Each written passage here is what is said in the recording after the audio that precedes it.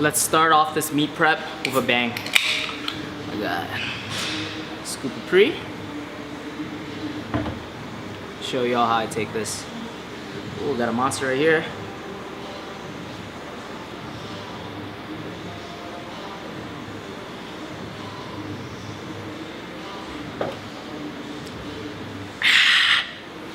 Let's get it.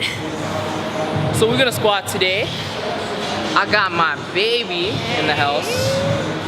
She's gonna hit some big numbers too.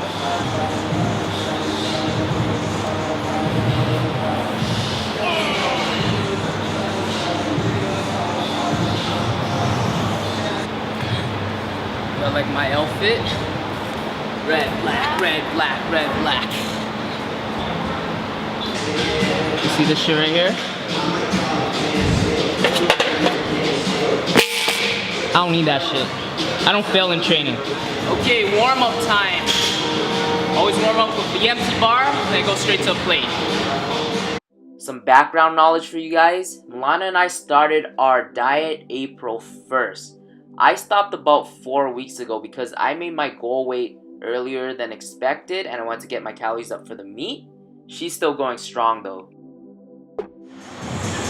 Love this song, guys. You know I love Drake. I throw up belts on at about 275. Just saving energy. I am so impressed with Milana. Although she's in a calorie deficit and training is much harder to get through from lack of energy and your recovery is not the same, she's powering through every workout. This is the best she's ever trained. She's getting stronger every month and you guys are about to see a big PR from her.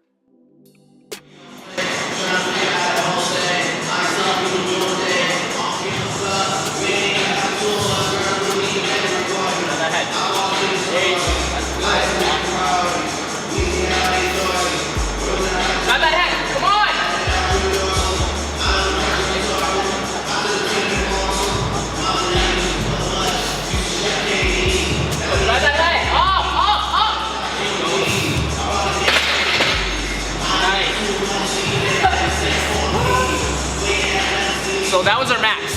We just hit it for 3. And before it was a low bar max. That's a high bar. So someone got a lot stronger. Alright, I got my last warm up. 365 before the top set of 390. Just gonna hit a single. A lot of people think that when they're cutting, they're supposed to lift lighter weights for higher amounts of reps. This is completely false. The number one thing you must have in order to lose fat is a calorie deficit. There's no way around this. What a lot of people don't think about though is keeping their muscle during a cut. The best body recomposition is going after both maximum fat loss and maximum muscle retention. This is how you'll look your best, how you'll build your power physique. So even though she's cutting, Milana's still trying to push the weights as heavy as possible. And she's so lucky she has a guy like me who's also an excellent spotter. All joking aside, in order to force your body to retain muscle during a cut, you must continue to lift heavy. You have to give your body a reason and stimulus to hold on to the muscle it once had. You do this by continuing to lift the same amount of weight or even less, though it will be tougher in a calorie deficit. You cannot go lighter. This is my squat PR song. Let's get it. Last set, that's set.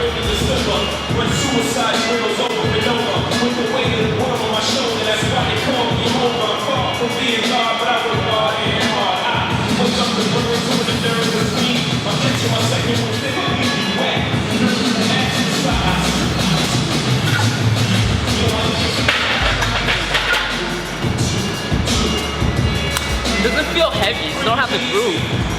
Okay? So top set's done. My squat's not feeling the best today. Like it doesn't feel heavy. I'm really fresh.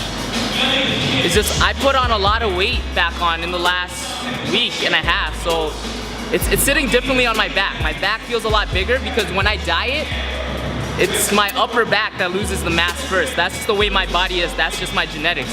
So once I start getting the weight back up, my back's blowing up So the bar sits differently. I'm not in the same groove as I normally am. All right, top set's done. Now it's for the back off volume sets. This is where we really build the strength, guys. That top set is just to get your CNS accustomed to that stress, that stimulus of a heavy weight, so that you can handle it later on. But it's really here where you're actually getting stronger. I'm gonna do 5 triples at 355.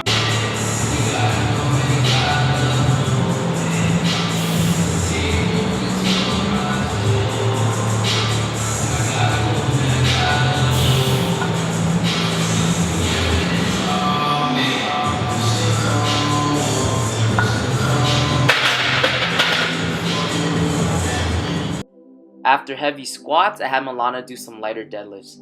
She only trains 3 times a week due to her busy schedule. So when she is in the gym, I have her doing a ton of volume. My other clients will tell you the same thing. What I like about volume is that if you keep it in the lower percentages, it stays manageable and you get a lot of work in. You burn a lot of calories. And all that volume is going to really help you put on a lot of muscle. So in turn, you're going to be able to eat a lot more. That's why my clients and I are able to eat so much carbs.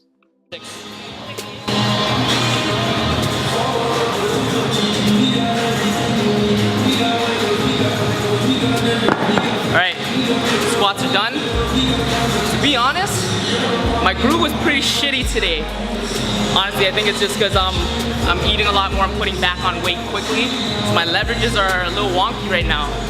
Plus, I have a little issue with my left hip. So I feel tight, like when I set up, my foot doesn't feel even.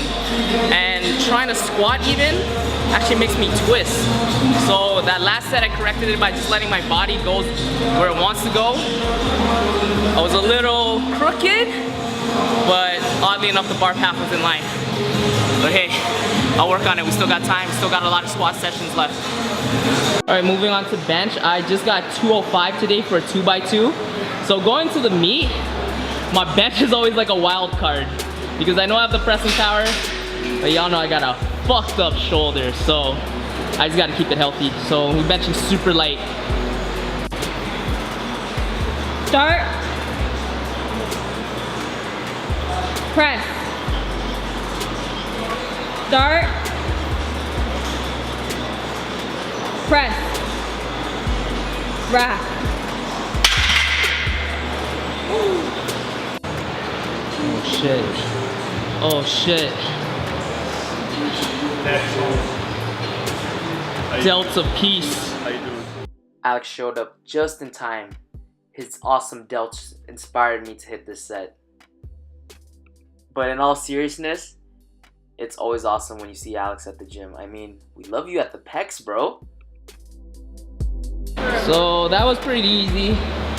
It's just, yeah, I still feel the shoulder. We got some back off sets now. 5 sets of 4. 185. So let me give you guys a perspective of my pressing power.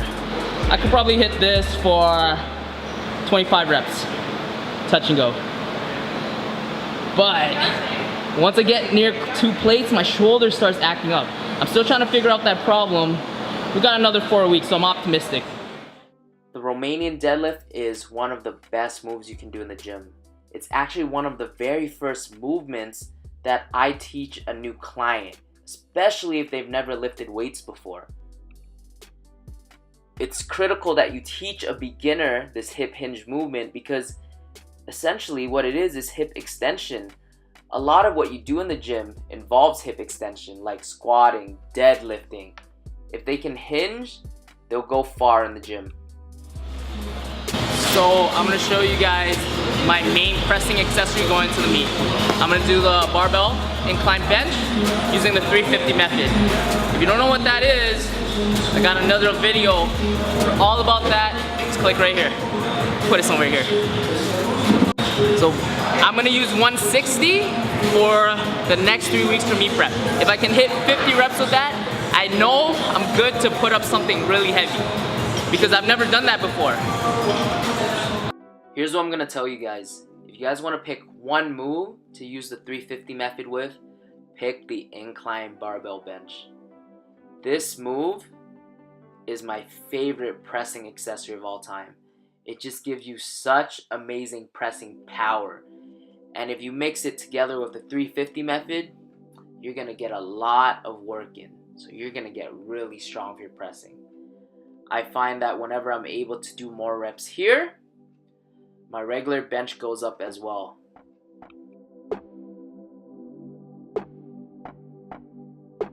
I pick 160 because it's a number I've never hit 50 reps with before. I think I hit 49 reps when I was about 10 pounds heavier, so that's a number I want to chase. Alright guys, so I always end every lower body day, squat, deadlift, whatever, with some abs.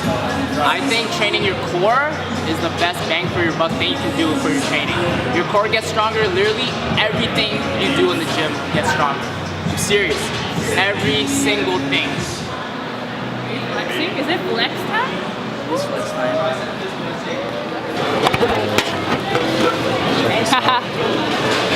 You can't see anything. Pure lettuce, but I swear there's a lot of stuff under. There's my...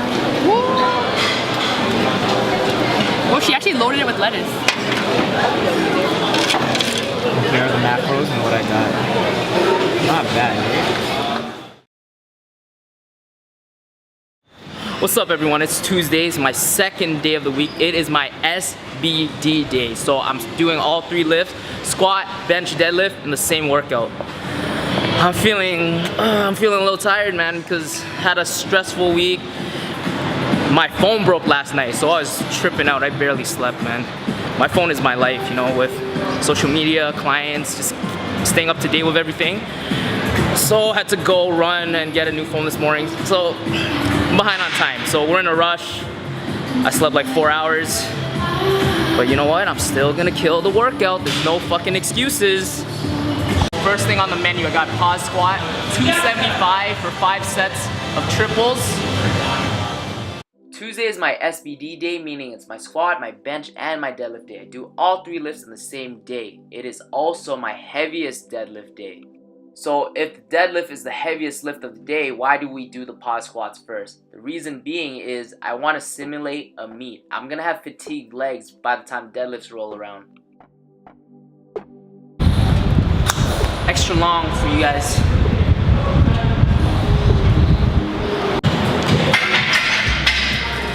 I do feel significantly better than yesterday. Not physically I'm more tired, but how the bar's sitting on my back, the groove is much better today. What I like about pause squat is that it forces you to get into a position where you feel good and strong. And if you don't, then you're just not doing it right. So as a power lifter, I highly recommend doing pause squats if your squats don't feel good. Pause squat has an amazing transfer to raw powerlifting. You're not gonna get the same out of something like a box squat, because a box squat, it deloads your quads at the bottom. Whereas in the pause squat, all your muscles have to stay engaged throughout the whole lift. All right, squats are done, time to deadlift. I think today is actually my heaviest deadlift day. So even though it's the heaviest lift, I'm starting squats first because just like a meet day, we're fatigued by the time we get to deadlift. So I want to make it as close to the meet as possible, right? Make training harder so competition's easier.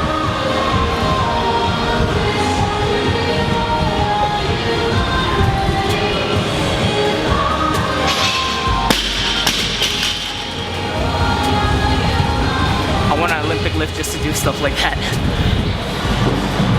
I mean, I can move it a lot faster if I was fresh, but you gotta look at that from a good perspective, meaning if this is moving well and this feels good right now, it can only go up from there. I'm actually using a stiffer bar than the one that will be used in competition. I always want to make training harder for myself, so when it comes time to get on the platform, things are gonna feel easier because I've already done the harder stuff in my training. I definitely don't get the same amount of whip out of this bar and I lose a lot of speed, but when I touch the competition bar, it's gonna fly. Man, I'm just sleepy today, man. For deadlift, you gotta be amped. Can't go into a deadlift soft. All right, back off sets. 425. I got 5 doubles. So probably one of the biggest factors in not only deadlifting but just your overall strength is your grip strength. So I actually cut my calluses last week. Cut off the excess skin, I shaved it down. Main reason being I had a huge callus and I knew it was gonna tear soon. So it tearing, that's gonna take some time to grow back, and that could ultimately affect my training big time. So I couldn't risk that. So I cut it during deload week to give it time to grow back for the meet. But yeah, for the last week and a half, my hands are tender. Running late. So I still got a bench. I don't think I'm gonna have time for my back accessory. I try to get in as much as possible. Or we can superset bench and back stuff. Hey, this is a fun little challenge to myself. Work density, guys.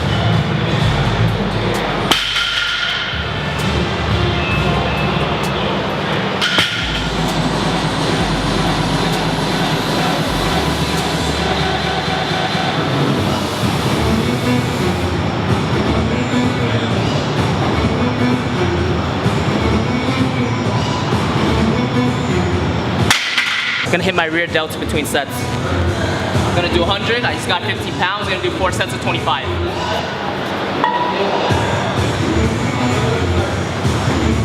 Doesn't look like I have time to get in my main horizontal rowing movement today, which was gonna be a T-bar row. So I'll just try to get in as much back volume as possible with quicker moves, lighter, do more reps, whatever. This video only showcased what I did the first 2 training days of the week. If you want to see what I did in the second half of the week, make sure you check out part 2 of episode 1. As always, thank you so much for watching. Coach D out.